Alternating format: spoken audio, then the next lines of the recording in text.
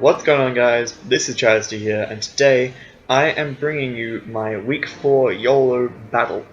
So this, as I mentioned, is against Trogaholic and the Brooklyn VenoNets. I'm sorry if I get interrupted or if you hear any background noise or anything during this recording. I am actually on holidays in the south of France with my parents. It's freaking beautiful. If you're friends with me on Facebook, which not many of you are, but if you are, check out the photos, it's freaking fantastic. I'm drinking expensive wine and it's great.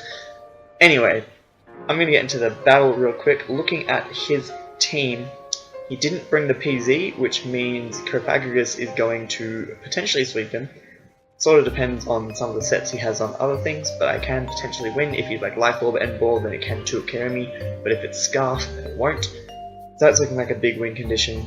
Gardevoir is also looking extremely good, as I thought it would, because he didn't bring any of the things. Like Jirachi is the only thing which can potentially take 2 hits, and it's quite easy for me to get chip damage on that with things like my Swampert, potentially Cophagragus, Extra Jewel, Zapdos, etc., everything. So I am going to struggle a bit with that Dragalge. I don't really have a great switch in. Same with the Mega Altaria. If it gets set up, could be an issue. If you bring like a Cotton Guard variant, you may have to rely on Gardevoir being a Lord, which it probably will be because it's a Gardevoir. In any case, I decided to lead off with my Swampert because it can do a lot of damage to pretty much everything on his team, and I can just get my rocks up. And I don't really care, I can take 1 hit from pretty much everything he has, so I'm just going to stay in. He sets up his rocks, so I decided to go for an Earthquake because I need to get some good damage on this Jirachi, and Calc's actually shown me that this thing is probably max HP. So I set up my rocks predicting a switch here, either that or he just stay in. Sorry if I'm hiccuping as well. As he goes in the Mega Altaria, I decide I can't afford to let this set up. He reveals that he is actually special, and from those calcs, I actually know that he is bulky as well, so possibly physically defensive for Megalophony. Now he gets roared into the Tentacle, which is perfect for me, because this thing can't touch me really. So I just go for another Earthquake. No, sorry, this is actually a replay. So I roared him into Dragalge the first time, so I go for Stealth Rocks here. Unfortunately, that was a move that stuffed up on my end. The Zapdos has Roar instead of Roost, which it was meant to have as you saw in the Team Builder. Anyway, so I had to click Stealth Rocks again as he went into Dragalge. Now that Draco actually killed me the first time, so here I go for Rocks again. I also went for Ice Punch there, predicting him to switch into probably Gliscor to try and take an Earthquake. Earthquake would have probably not killed, but would have done a lot of damage. In any case, he takes out that Draco, and I would see this as a perfect opportunity to set up with my Cophagragus, because he doesn't have anything that really wants to take away from this. I figure he'll switch out. I don't know into what, so he goes into the Tentacle, which is perfect, because there is nothing this thing can do to me. I set up a Calm Mind, and we end boys. Cophagragus is about to frickin' wreck shop. So, we're both getting lefties back. I'm going to speed this section up a little bit, because it's basically just me being a Cophagragus, doing what Cophagragus does, as he does his best to try and whittle me down. He goes for Knockoff, I go for Shadow Ball, because I wanted to see if he had Haze or something like that. We see that does good damage, so I see, nope, this thing is basically set up fodder for me. He goes for Toxic, possibly not realizing that I have Rest. I just go for Calm Mind, get up another Calm Mind, and now nothing on his team can 2-shot me, providing that he's Scarfed End Ball. So he goes into Dragalge, as I set up another Calm Mind, and I decide I can live with Draco. I knew he wasn't Specs because the Swampert had lived, so I'm just going to re-go through that. The first time Swampert died to a Draco, so I didn't know what item he was. Here I knew I could live a Specs Draco, but thought he might think it was a roll, that kind of thing. So went for the rest, hoping he would Draco me, and then I would rest up, and then we'd be in position to just sweep up, because he could have thought I had Pain Split and then Hidden Power Fighting to try and deal with PZ, and then I would have to Pain Split this thing, I wouldn't get much HP back, etc, etc. So I thought my best play was to rest. This is the second time we had to play through, because I get Dragon Tailed out into Zapdos. Spoilers, he goes for Dragon Tail, which is also why I am faster, and so I'm not sure why he brought Dragon Tail, but obviously it worked out really, really well, because Cophagragus is now going to get taken out of the game. So he goes for Dragon Tail. That gets rid of his adaptability, making this thing now pretty weak, but unfortunately it does take out my Cophagragus, and I go into Zapdos. Now this is where I had to stop in the original game. Luckily I got put into Zapdos. So I go for Thunder Wave, knowing that Draco can't take me out from this range, and I live on 20%, which is nice, and here I'm just going to roost up and hope to go down and crit me, or he gets parried, and he doesn't, so I can roost up basically up to full health here.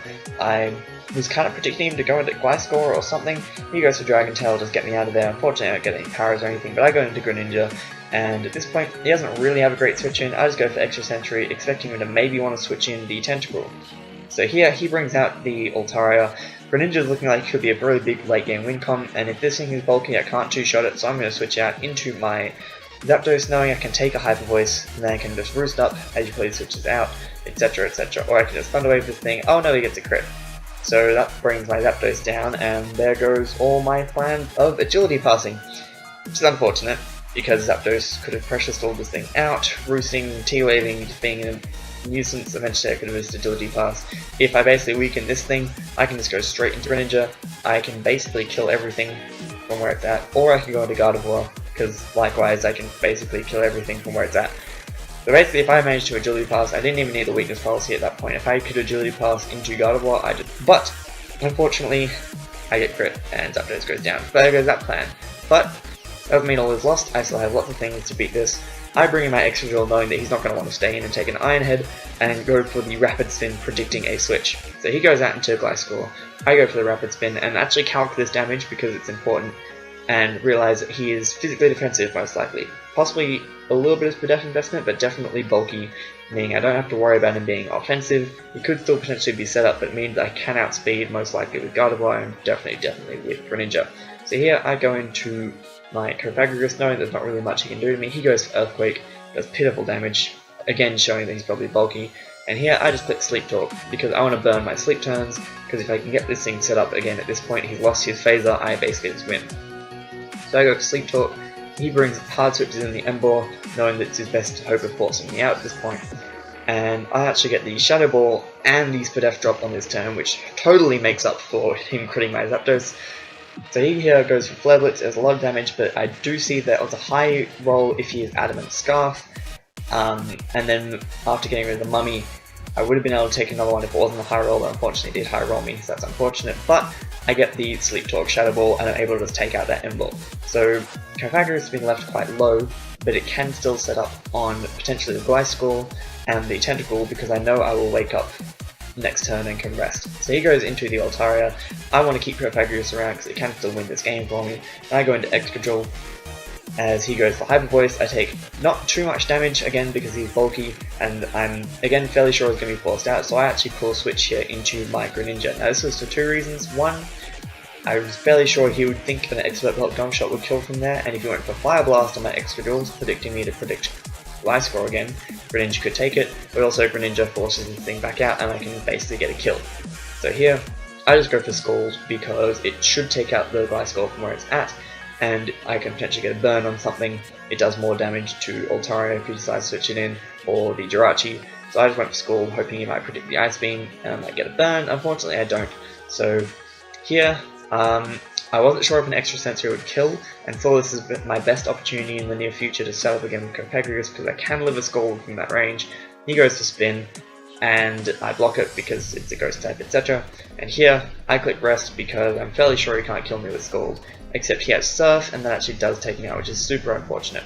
So now, I've lost probably one of my 3 big win conditions in Cofagrigus, but with the ones I have left, I can still beat his team.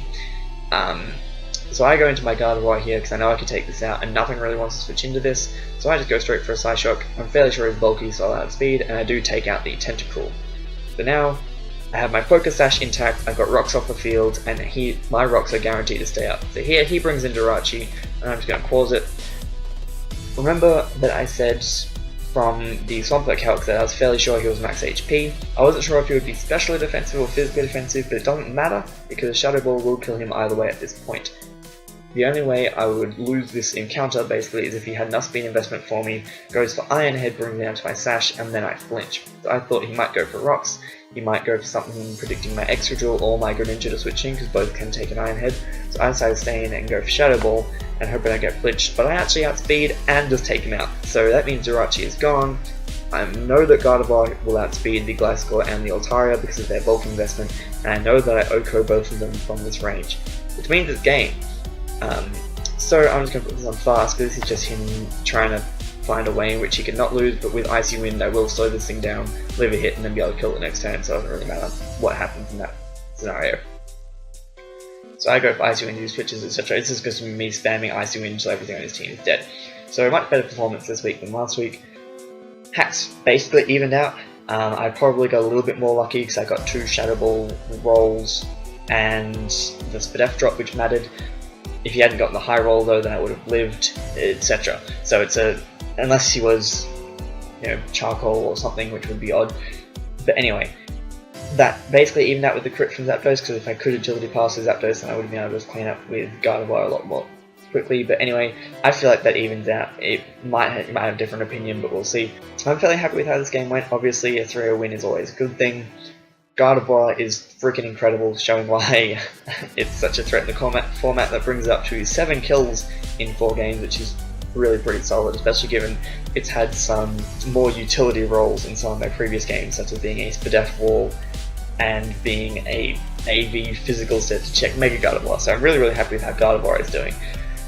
And generally this is a much better week. I don't really have too much else to say. You can check out Trog's Twitter in the description. He doesn't have a channel as of yet, so that won't be in the description. As always, YoFizz, who's sort of the convener of this league, will be in the description. He hasn't uploaded any videos related to it yet, but I believe they will get uploaded eventually. He's doing games of the week, etc. Last thing, I will finally shout out RhyQuinn in audio for making the layout. I keep forgetting, and I really shouldn't, because he did me real solid and made the layout that you see before you, the one which I will be using all season provided I have time. Definitely a very good artist, so go check him out. He also has a channel and a Twitter, etc. If you don't know him from PPL, you probably should. If you're following me, you're not following him, I don't know why. He's honestly a really top bloke, so I highly recommend you go check out his stuff as well. I think that's everything. Next week, I can't remember who we're facing, sorry, but I'm on holidays in the south of France, I'm enjoying life, so I'm going to focus on Pokemon later. In any case, I hope you guys did enjoy, and I will see you in my next upload.